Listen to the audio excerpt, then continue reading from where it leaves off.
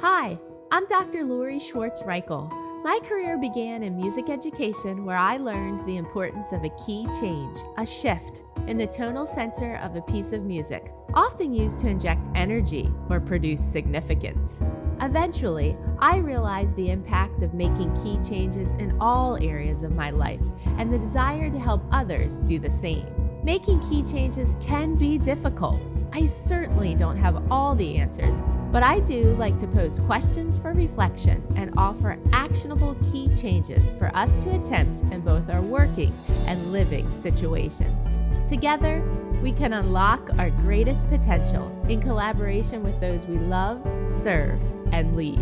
Let's discover how we can grow together by making key changes. Welcome to episode 80 of Making Key Changes. Every Tuesday, this podcast brings you insights for personal and professional growth. So, how many episodes have you listened to, or maybe even shared with someone else? Today's episode is Review Day. If you've been with us for a while, you know that every fifth episode is set aside to look back at the previous four.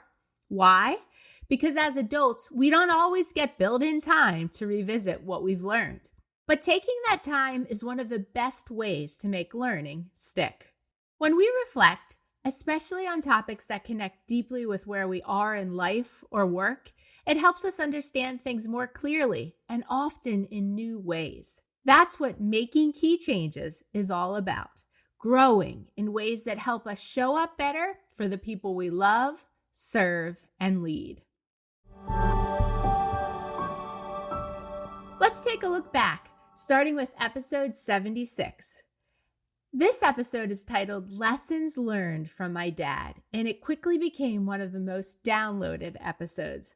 I honored my dad, who just turned 80 years old, and shared how his life shaped mine as a person and a leader. From growing up with 10 siblings and serving in the United States Air Force Band to surviving a harrowing moment during the Civil Rights Movement to retiring as a beloved pillar of his community, my dad's life is a model of humility, joy, and character. His motto?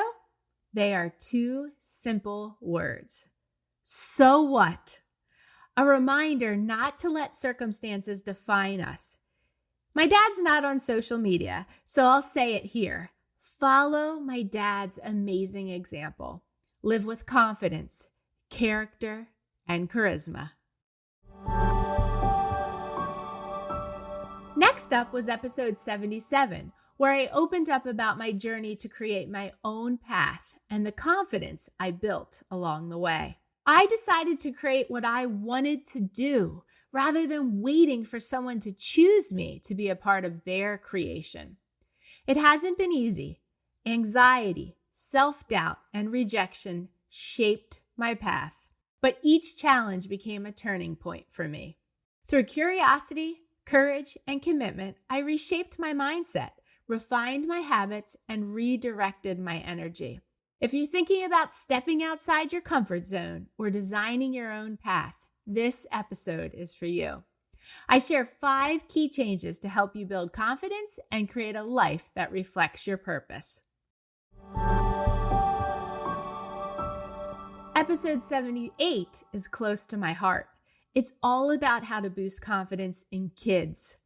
As a parent, educator, and founder of the Confidence Camp, I've seen firsthand how powerful it is when we give kids the tools, support, and space to lead themselves. When we do, they rise and shine and inspire us in the process. I've had success with this in the classroom, but as a parent, I still stumble.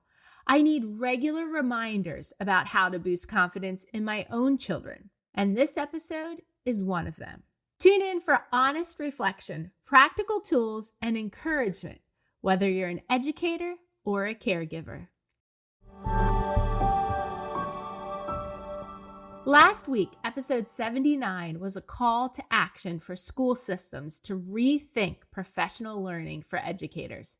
As the new school year begins, educators are returning with a mix of anticipation and emotion. While start dates vary, the need for meaningful support is universal. Having spent a decade developing impactful professional development courses, especially for experienced educators, I know that the best learning meets teachers where they are, just like we do for students. Experienced educators need support just as much as new teachers. We must equip all teachers with tools and space to reflect, recharge, and reconnect with their purpose. That means prioritizing purpose over compliance, fostering safe spaces for reflection, investing in professional development that feels personal, encouraging innovation and autonomy, and recognizing growth beyond years of service. This cycle of episodes started by honoring my dad, one of the greatest teachers I ever had, both in the classroom and at home.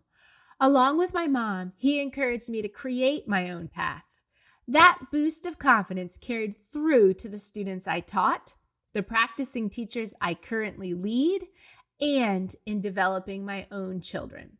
He also taught me that when schools don't offer the professional learning teachers need, it's up to us to speak up and seek it elsewhere.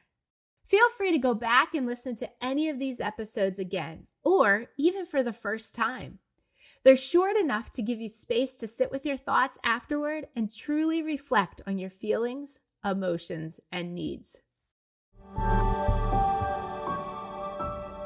If this particular podcast episode has resonated with you, I'd love to hear your thoughts. Please share this episode with others. Take a screenshot, post it on social media, or send it to someone who could benefit.